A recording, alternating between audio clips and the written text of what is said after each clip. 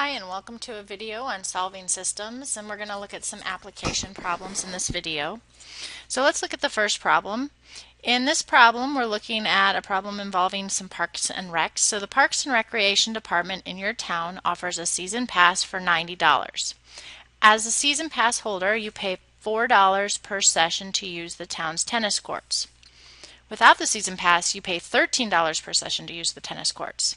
So what we want to figure out is how many times do you have to play tennis on the courts before the pass starts saving you money, and then should you buy the pass if you plan to play tennis 11 times. So let's look at what happens if we buy the pass. If we buy the pass, our cost is going to be the pass, which is $90 plus $4 every time we visit. So we're going to let X equal the number of visits. If we have no pass, our cost will be $13 times every visit. X is still the number of visits.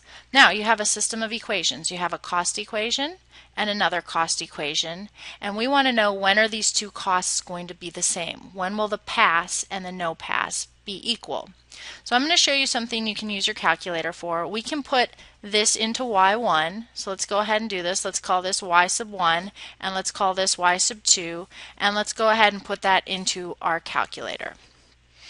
Okay, I've put y sub 1 into y sub 1, I've put y sub 2 into y sub 2, and if you look at this button right here, it says table right above graph. So before we go and use that table, we're going to set it up. Right above window, it says table set. So everybody hit second, table set. Make sure your table starts at 0. I don't want it starting at 4. Make sure you count by ones, so those will be the number of visits. We're going to start at 0 visits. We're going to look at 1 visit, 2 visit, 3 visits, 4 visits, and how the cost changes as we go. You want to make sure that your independent variable is set at auto, and your dependent variable is also set at auto.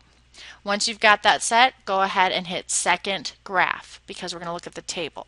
So if I hit second graph, now I can see if I have 0 visits, my pass is going to cost me $90, but I have not yet paid any money for the no pass. If I go 1 visit, the pass cost is going to be $94, $13 for the other. So I can see all of these times the pass is going to cost me more. The pass is not yet paid for itself until I get to 10 visits. At 10 visits, the pass and the no pass cost are the same.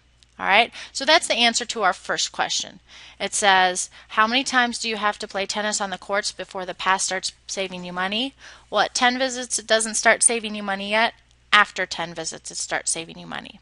So should you buy the pass if you plan to play tennis 11 times?